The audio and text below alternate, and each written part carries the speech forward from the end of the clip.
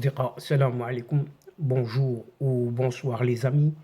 J'espère que vous allez bien partout où vous vous trouvez. En tout cas, c'est ce que je vous souhaite. Et pour le meilleur de toutes les situations. Bienvenue sur votre chaîne Bled de Maralibia qui attend comme toujours vos encouragements. Et merci pour vos gentils commentaires, vos précieux conseils, ainsi que pour vos compliments. Mais abonnez-vous pour rester tout simplement très informé des dernières nouvelles de votre chaîne. الأصدقاء نتمنى تكونوا بخير وعلى خير أينما كنتم. أهلا وسهلا بكم ومرحبا بكم في قناتكم. Cette séquence vidéo vous propose la présente chronique qui relate un certain entretien mené par le magazine français.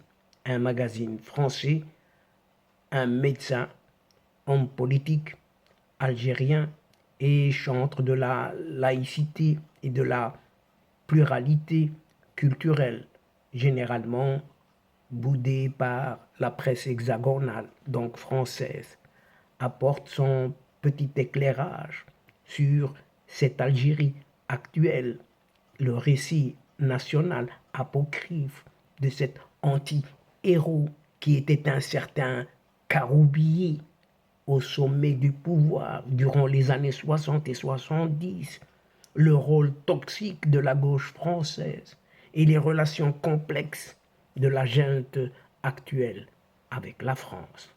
En effet, pour ce médecin et homme politique algérien en exil en France, l'histoire algérienne officielle est une somme d'allégations fantaisistes et d'omissions tragiques. Eh bien, cet homme politique algérien, ce médecin, Saïd Saadi, c'est de lui qu'il s'agit. Médecin, homme politique algérien, n'est pas une figure politique prisée par les médias en France. L'homme, c'est un psychiatre de profession, militant de la première heure pour la laïcité, la démocratie et la culture berbère dans son pays. Son pays, l'Algérie, vous l'avez compris. Il est interdit de parole dans la presse française bien pensante. C'est ce que dénonce un certain Franz Olivier Gisbert. Pourtant, cet ancien président du parti RCD, Rassemblement pour la culture et la démocratie, né en 1947 en Kabylie, a tout d'un héros populaire dont la légende s'est forgée au gré de ses engagements politiques, courageux de sa lutte contre les militaro-léninistes du FLN, Front de Libération Nationale, puis contre les islamistes dans les années 90. Autant de combats qui lui ont valu l'inimitié du pouvoir algérien en place, plusieurs séjours en prison et d'être honni par les islamo-gauchistes de France. L'Algérie repose sur un récit national faux, fabriqué de toutes pièces par un certain Caroubier, de son nom d'emprunt, Houari Boumediene, et alias, normalement, de son vrai nom, Mohamed Ben Brahim Boukharouba, et surtout de son colistier, un certain Ahmed Ben Bella. L'indépendance a été confisquée, comme l'a dit Farhat Abbas, l'un des grands Algériens du XXe siècle, affirme d'emblée Saïd Saadi, et d'ajouter que dès l'été 1962, le pouvoir a été accaparé par Ben Bella et par Boumediene, un officier qui entretenait une armée en Tunisie et au Maroc pendant notre guerre d'indépendance. Depuis, la violence et l'imposture se sont imposées comme moyen de conquête et de contrôle du pouvoir dans notre pays. Fermons les guillemets. Les pères fondateurs de l'Algérie indépendante, ceux qui sont à l'origine du Soumam, le congrès qui a donné corps à la révolution algérienne contre la colonisation française, ont été assassinés parce qu'ils ont décrété la primauté du politique sur le militaire. Il ne fait aucun doute que Ben Ramdan, l'architecte du congrès du Soumam, a été assassiné par ce FLN et Ben Mehdi par le général Ossares, qui dit avoir agi sur instruction de Paris, précise toujours Saïd Saadi dans un propos lourd de sous-entendus. L'histoire algérienne officielle est une somme d'allégations fantaisistes et d'omissions tragiques, ajoute Saïd Saadi, citant deux exemples qui constituent le socle du système en place. Le premier exemple, bien Ben Bella s'écrit qu'il y avait 1,5 million, 2 millions de martyrs, alors que Karim Belkacem et Charles de Gaulle parlent de 400 000 victimes algériennes, ce qui est déjà énorme pour une communauté de 9 millions de personnes. Deuxième exemple est lié à ce Houed Boumediene, le faux héros qui n'a pas tiré une seule balle contre l'armée française. Bien au contraire, il est l'auteur d'un massacre d'Algériens qui ont fait la guerre et contraint la France à négocier. La seule bataille livrée par Boumediene, toujours célébré comme le père de la révolution algérienne, est celle qui lui a permis de liquider pas moins de 1009 rescapés de l'ALN, cette armée de libération nationale, le bras armé du FLN, quand il a lancé à l'été 1962 ses troupes pour prendre la capitale. C'est ce qu'affirme Saïd Saadi. Et de conclure, amèrement, un pouvoir construit sur ce genre de contre-vérité ne peut pas promouvoir une nation apaisée, crédible et stable.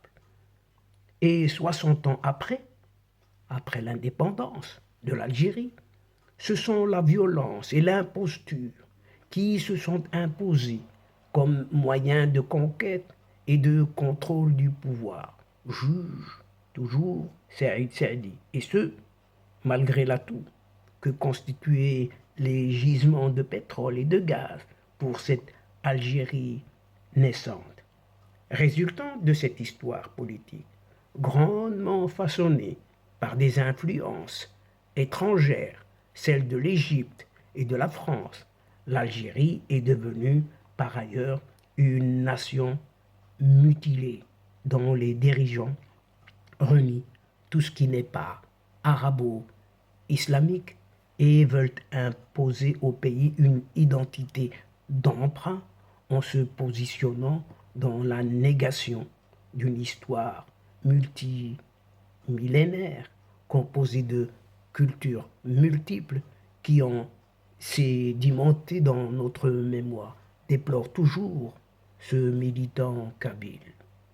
Et donc, avec cette Algérie, malade de son passé, que la France tente de se réconcilier, mais cela est-il seulement possible?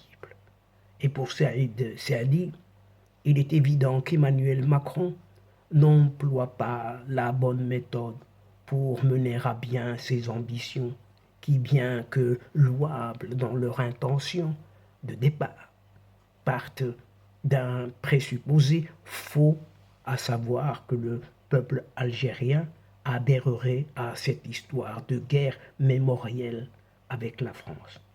Or, de son avis, il n'en est rien et le peuple algérien a tourné la page. Il suffirait de prendre la peine de l'écouter pour le savoir, souligne l'homme politique algérien Saïd Saadi, et ne pas lui imputer ce qui est le fruit de la construction politicienne d'un régime qui compose son illégitimité par la surenchère, les moulinets martiaux surtout. Car cette opération a un objectif essentiel pour le pouvoir, faire diversion sur une faillite que rien ne peut justifier. S'agissant de la réalité des rapports entre la France et l'Algérie, elle se dévoile encore un peu plus aujourd'hui à la lumière d'un récent fait d'actualité, soit la mort du jeune Naël à Nanterre en France. Un événement qui a donné lieu à des émeutes dans tout l'Hexagone en France et à un rappel du pouvoir algérien à l'égard de la France au sujet de son devoir de protection des ressortissants algériens. Alors même, rappelle toujours Saïd Saadi, que le pouvoir algérien a de tout temps considéré la diaspora comme la source de la contamination morale et politique d'une société qu'il entend asservir. Pour lui, Saïd Saadi donc, cette mise en garde montre encore l'instrumentalisation par le pouvoir algérien de tout ce qui peut nourrir le fonds de commerce anti-français, quitte à faire encore une entorse à l'histoire et faire abstraction de toute retenue en omettant la mort par balle réelle de 129 jeunes manifestants kabyles aux mains nues en 2001 en Algérie.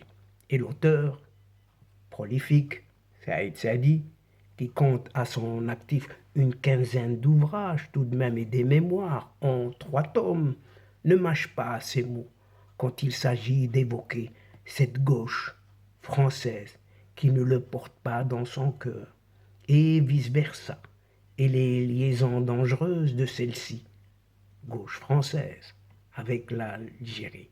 Et pour Saïd Saadi, la gauche française s'est toujours fourvoyée sur l'Algérie, à l'image d'un certain François Mitterrand, qui, alors ministre de l'Intérieur en 1954 déjà, ne voit pas arriver la décolonisation et décrète alors que l'Algérie, c'est la France. Une ligne à laquelle se sont longtemps cantonnés les socialistes et qu'ils tâcheront, après l'indépendance, de gommer des mémoires en soutenant mordicus ce FLN d'après-guerre, devenu la devanture d'un militarisme prédateur et surtout corrompu. Le constat est sans appel sur l'Algérie et plus généralement sur le monde musulman. La gauche française a toujours laissé prévaloir l'opportunisme, le cynisme et, pour tout dire, une certaine lâcheté. Et le mot est lâché. Saïd Saadi lui impute ainsi d'avoir conceptualisé l'ignominie, désignant en Algérie les démocrates comme les éradicateurs et les islamistes ou leurs affidés comme des réconciliateurs. Et Saïd Saadi n'oublie pas qu'en 1962, c'est un pays dont l'indépendance a été confisquée, dont le pouvoir a été accaparé par Ben Bella et par Boumedienne, soutenu par la France qui voit le jour. Il n'oublie pas non plus la connivence entre la gauche française et ce FLN qui dura jusqu'aux émeutes d'octobre 1988, réprimées dans un bain de sang et au lendemain desquelles les socialistes volèrent alors au secours de la victoire islamiste annoncée qu'ils considéraient comme inéluctable. Mais le pire des compromissions des socialistes français aux yeux de ce militant algérien, Saïd Saadi, a lieu en janvier 1995, lorsque ces mêmes socialistes français soutiennent une certaine plateforme de Rome, un acte d'abdication du projet républicain algérien au profit de l'islamo-conservatisme. Saïd Sadi relève ainsi, non sans ironie, le double jeu de ces intellectuels français qui encensent le fondamentalisme islamiste au sud alors qu'ils affichent leur allergie contre ce qu'ils appellent l'extrême droite en France, s'interrogeant sur ce deux poids, deux mesures, criant de cynisme. Comment ne pas voir là une forme de racisme en creux où ce qui est indigne du blanc est conseillé, sinon recommandé pour l'indigène? Dès lors, y a-t-il une lumière au bout du tunnel pour cette Algérie? Pour Saïd Sadi, l'optimisme n'est pas au goût du jour, car il prédit l'Algérie est entrée dans une ère de glaciation que la récente accentuation du tropisme russe va rendre encore plus sévère. Face aux élites restées au pays, qui sont muselées quand elles ne sont pas clientélisées, Saïd Saadi entrevoit que c'est dans la diaspora que se joue le destin algérien, à condition que les cadres qui s'y trouvent s'organisent au niveau nord-africain et rejettent le communautarisme islamique. Et ça va de soi. Et donc, chers amis, mesdames et messieurs, nous sommes arrivés à la fin de cette séquence. Et avant de vous fixer à notre rendez-vous une prochaine fois, Inch'Allah, en vous retrouvant avec un immense plaisir. Et comme d'habitude, n'oubliez pas de vous abonner pour recevoir tout simplement les dernières infos via les séquences vidéo de votre chaîne, tout en vous remerciant pour votre participation, de nous suivre jusqu'au bout. Mais n'oubliez pas de partager, toujours partager, partout où vous êtes et où vous pouvez le faire, tout simplement. الأصدقاء، وصلنا إلى نهاية هذه الحلقة، وقبل موعد آخر للمرة القادمة إن شاء الله لا تنسوا الاشتراك لتصلكم الفيديوهات أخرى، ونشكركم كثير الشكر على مشاركتكم للمتابعة. L'instant, le moment est juste arrivé pour vous dire tout simplement au revoir les amis et à la prochaine fois, Inch'Allah. الأصدقاء، السلام عليكم ورحمة الله وبركاته.